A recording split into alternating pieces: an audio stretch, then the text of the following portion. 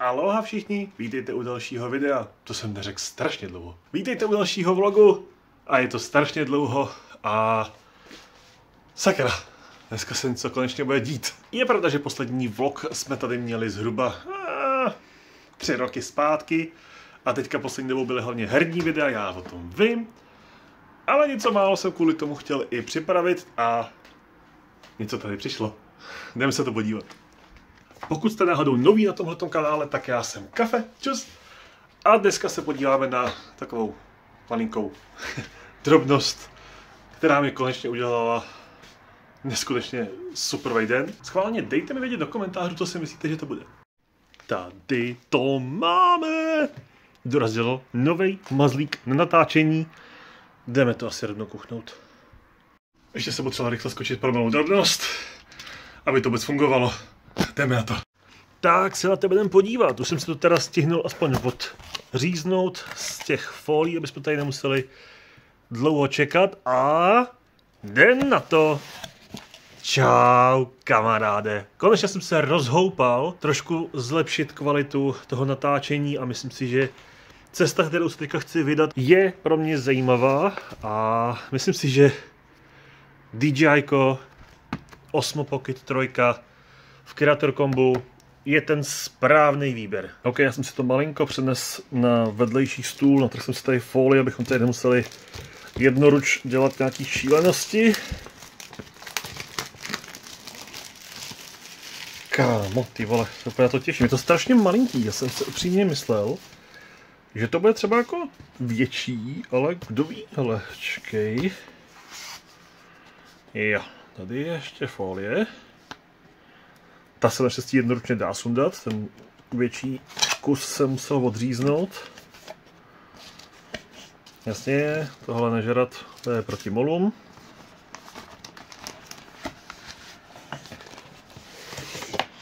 Spousta manuálů, jasně.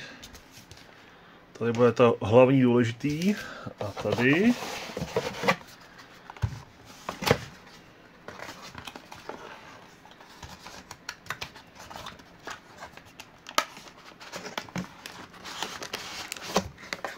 Jo, to vypadá na ochranný kryt. Paráda. Jdeme se na to podívat. Přiznám se, že jednoručně to takhle je celkem otravný, takže se omlouvám, pokud to víceméně třeba háže tou kamerou malinko víc, než bych si přál. Ale to jsou holt neduhy vlogování. Tak, povedlo se mi to vytáhnout, má to dokonce i takhle hezký, můžu říct koženkovej, víceméně takovou imitaci koženky, nebo spíš možná gumy, to spíš jako nějaká guma. Celý pack, který jsme tam vlastně koupili, tak by kromě základní kamery měl obsahovat i jeden mikrofon, nabíjecí sadu, extra baterku a myslím si, že ještě pár věcí, co se týče toho mikrofonu jako příslušenství. Hele, tady už to koukám, už na mě kouká. To je strašný malý bobík, ty vole. To je malý. To je malinký, ty vole. Já jako nejsem extra velký člověk, ale jako moje ruka je vůči tomu strašně jako, to je neskutečně malinký a strašně jako pohodlný, takže já tady jdu asi malinko zkoumat, jak to tady máme. Hele, je tady jedna baterka, tohle dole vypadá na ten mikrofon, tohleto to vypadá na další baterku, ne, to je stativ. Jasně, to je tripod, abychom to mohli postavit někde na rovnou plochu. Tady je menší baterka, což je ta základní, kterou tam máte dát. A ta větší by vám měla dodat, myslím si, že kolem 3 hodin extra výdrže, což jako cením. A tady už vidím fakt jenom mikrofonek, nějaký kabeláže, další sváček, který nemáme žrát, protože je proti molům. A příslušenství na mikrofon s kabelem na propojení případně dalšího zařízení a protivětrnou clonu. O pár hodin později a o SD kartu bohatší a o pár stovek chudší. Je to tady. Jak moc velký rozdíl vůči tomu telefonu, neumím zatím popsat, protože to zatím vidím na té miniaturní obrazovce, která je v té kameře. Mám k tomu samozřejmě i ten mikrofon, který teďka nevím, kam jsem dal, možná asi zpátky do obalu. Jo, tady. Mám ho přichystaný na tom krytu. A určitě budu chtít vyzkoušet další části. Dneska to ještě malinko prubnem, protože já tu kamerku chci ještě malinko dobít. A dneska se ještě podívám do Prahy na jednu akci, kde si myslím, že bychom tohle mohli malinko zkoušet. A akorát zkouším, jak to zní s tím mikrofonem. Doufám, že mě slyšíte dobře, protože kolem mě teďka dost jezdí auta. Je to takový, jako že já tady mám fakt jako krušno. Pořádně jako nevím, jestli mě slyšíte, ale uvidíme. Hele, já dneska fakt jsem zvědavej. Dám si každopádně mikrofon i s sebou nabít. Zatím při prvním spárování má základní kamera něco okolo 39-40%, což myslím, že je úplně v pohodě, stejně to ještě dobiju, protože by to mělo být i schopný do 80% se nabít, myslím si, že do 18 minut, což je jako za mě super, já jsem ten mikrofon jako zazdíl. A zároveň mám pocit, že do plného nabití by teoreticky nemusel být problém ani dobít tu externí baterku, protože ta je jako separátní baterka, která vlastně se dá použít jako držátko, momentálně to s ní držím. Jen co musel malinko zacvaknout, že tam jsou takový cvočky z boku, vlastně na to můžu ukázat na tom malým. Tady vlastně tohle je standardní držátko, který máte i na té velké baterce, která je zhruba dvakrát tak velká, takže to je třeba, nevím, tohle je tak 2,5 centiáku velký, ta baterka samotná je třeba 5 centiáků a vlastně tady jsou z boku takový covočky, které se zacvaknou do spodku té kamery a jedete. Já se omlouvám, ten mikrofon budu se trošku se naučit ovládat.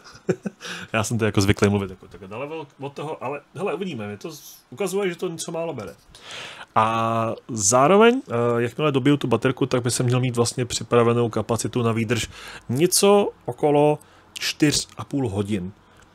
Protože samotná baterka v tom zařízení je zhruba na 2,25 hodinky, podle papíru spíš typu, že to bude kolem těch 2 hodin a co se týče té baterky, tak ta by měla přidat extra dalších třeba 90 minut, takže jsem na to zvědavý, dneska to chci fakt otestovat. Asi ne úplně v plném záběhu, teď momentálně třeba jsem switchnul malinko na kvalitě.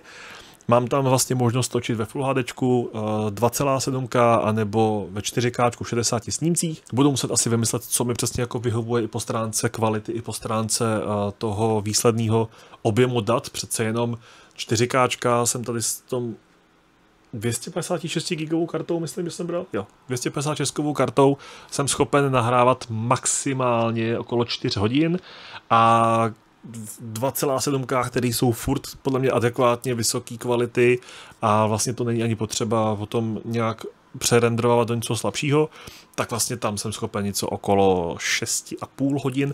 Myslím si, že to bude asi lepší zatím držet na těch 2,7K. Samozřejmě časem si budu chtít dokoupit další baterky, další mikrofon, protože tohle je za mě něco neskutečného a strašně jsem doufal, že to bude potřeba i nějak vyřešit. Třeba kdybychom točili potom ve 2 s Lucinkou, uvidím. Jako zatím čistý, krásný, plynulej záznam. Zvuk jako takový jsem ještě neposlouchal nějak extra, ale když jsem nahrával ty první záběry z domova, tak jsem si aspoň to zkoušel, jak to zní z kamery. Zatím jako dobrý. Dneska ještě ale bude jedna akcička, která se týká speciálního srazu. A já vás tam vezmu sebou. Musím ale říct, že ta kamerka je tím strašně malinká, jako upřímně nemám to ani v dlani, jo, vlastně je to půlka dlaně a chci to něco vyzkoušet.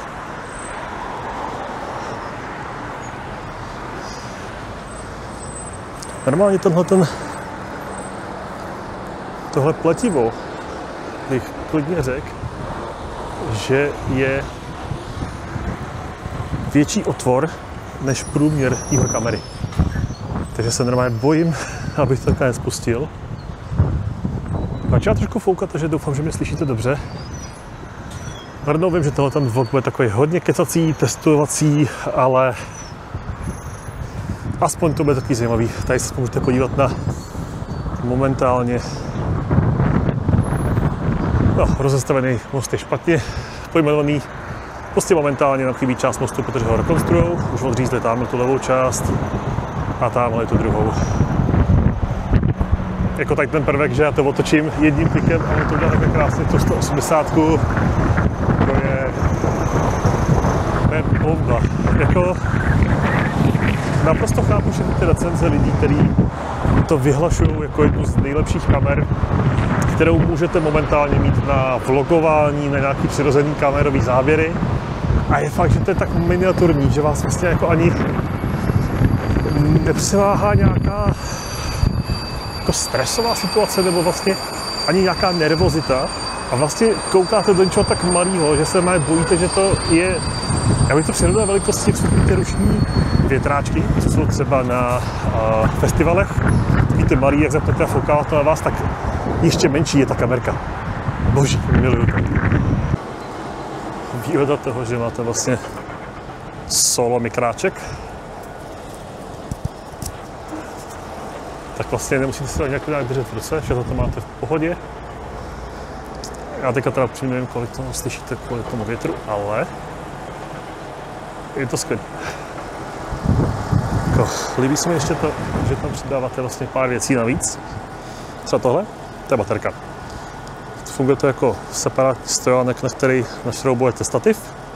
Jo, vlastně klasický šroubovací. Druhá věc vlastně, co vy vlastně nepotřebujete nějak extra moc věcí na to, abyste to transportovali, jo. A vlastně jako fakt stačí jenom tohle, cestovní pouzdro, aby se vám to nepoškrábalo. A což je dobrý, tady nahoře třeba vidíte to malé okýnko, tak to je další filtr, který tam můžete hodit a vlastně to funguje jako magnetická čočka.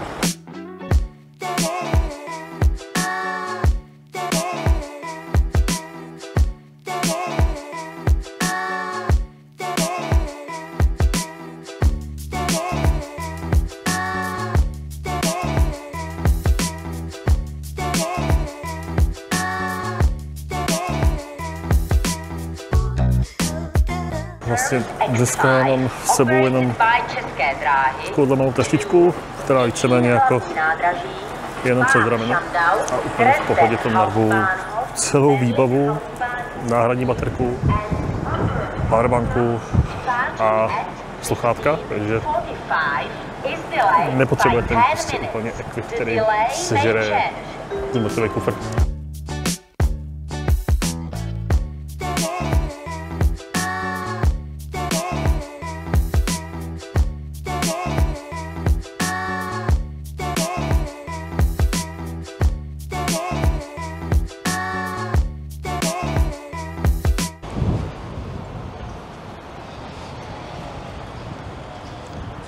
Okay. Tak jsme už v Praze. Mám to asi 6 minut od zastávky metra na místo, kam se dneska jdeme podívat a ještě těsně před tím, než akce začne, tak si chci chvilku ještě někam sednout na snad klidnější místo, abychom se ještě podívali na to, co je třeba vlastně jako v této kamerce, ten důvod, proč jsem to kupoval a proč jsem si třeba nevybíral nějaký kompaktnější, velký cihloidní foťák. Mám teďka ten vykráček tady na kraji. Dejte mi vědět, jestli to takhle je zvukově v pohodě, protože mám pocit, že ty první záběry, kde jsem měl pod vousama, tak spíš šumělo. A jinak, kdyby vás zajímalo, kde dneska se ta akce odehrává, tak tady je centrála, kterou můžete znát, pokud sledujete třeba někoho z Jim Beamu. A tamhle dozadu ta větší budova vedle toho, tam se to dneska odehrává. Super. Takže tak, vlastně pár důvodů, proč jsem si vybral tady tu kamerku a proč jsem nešel do něčeho kompaktnějšího, většího. Důvodem je vlastně v první řadě to, že tohleto je strašně malý a strašně lehký. Mikráček, který mám teďka na tom triku, je tak lehký, že já mám tendenci si občas myslet, že vlastně na tom triku nic není. Což mě samotně trochu děsí. Zároveň je to malinko o zvyku si vlastně všimnout, jestli ten nějaký mikrofon je, protože je to lehčí než to triko. Což na to, že to jsou normálně kovový mikrofony s casem, je celkem zajímavý. Chtěl jsem to hlavně kvůli tomu, že tohle kombo, který jsem koupil, je zároveň kamerka, ta extra baterka, která funguje zároveň jako powerbanka pro tu kamerku a zároveň se to dá použít i jako nabíjecí stanice pro telefon, když by byla nouze. Zároveň je to vlastně v ceně toho, že máte rovnou mikrofon, tu nabíjecí stanici a dodatečné příslušenství. Jsou tam kabeláže, je tam ještě tripod a ještě tam bývají nějaký separátní, jakože malý nástavce. Tohleto v kombinaci s velikostí a vlastně tím, že, jak jsem říkal v ústí, vám je úplně jedno, že do toho mluvíte, protože to není tak nepřirozený, jako kdyby sebou tahal nějakou cihlu. A já jsem se právě tohoto malinko bál, že já jako introvert dostat se do situace, kde bych točil na něco obrovského, bych se cítil možná nesvůj, lehce. Takže jsem vlastně i rád, že ta možnost tady je a aspoň se jako dostat k něčemu, co by mi tohle pomohlo překonat. V tuhle chvilku to nedává úplně finančně smysl, abych šel jenom do něčeho, co bude jenom pro streamy, ale my, jak i častokrát cestujeme, prostě Albánie, jak vlastně byla poslední, tak si jako myslím, že tohle to využijem spíš, protože tady ten percek nezabere vlastně nic, jo, jako v reálu, když to porovnám třeba i se svojí peněženkou, tak ta kamerka je asi o centimetr větší než klasická peněženka. To mám fakt jako peněženku, kterou sežnete naprosto běžně žádný extra velký velikosti. Souhlasím s tím, že jsem se asi jako na tohoto koukal i z hlediska nějakých recenzí nebo tvůrců, kteří na tohoto točí dlouhodobě. A bylo to prostě pro mě jeden z těch důvodů, proč nad tímhle tím přemýšlet, protože je to vlastně strašně skvělý gear, který teďka budu chtít použít častěji a častěji. Takže já jdu každopádně už tady vyhlížet naše místo, protože už vidím auto Davida Lu, který dneska bude tu akci hostovat. Jedná se konkrétně o akci, která je jako sraz jeho komunity přes Hero Hero. Já ho sleduju i jako tvůrce, i jako youtubera, i jako skatera. Dělali jsme s tím i pár vlastně herních streamů ze Skate 3. Jen tak jako ještě pro informaci, to krásný M-ko, to je Davida. Máš to? Fakt boží. No nic, jsme na místě.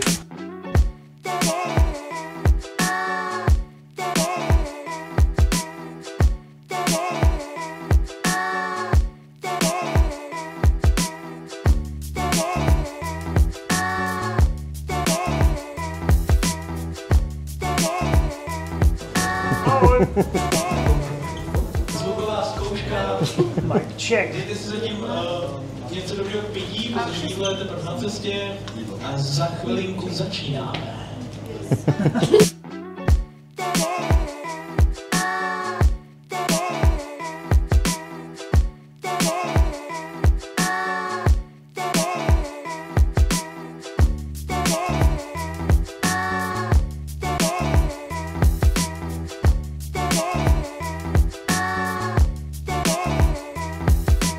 Reálně jsme to ještě ani nelaunchli nic. Ale to se čudujem, že jsem první.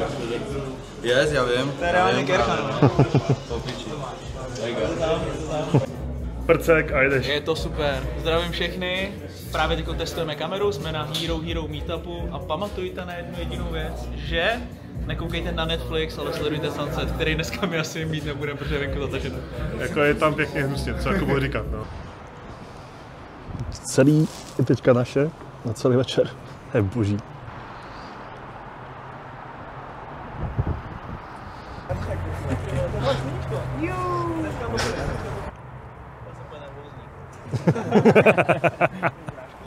Hele, zvládneme Watch More Sunsets do Netflix, to jako zašla? Jdeme to několikrát, jo. Watch More Sunsets! Do Netflix! Ale záběr bude nesmyslný, děkuju moc. Děkujeme.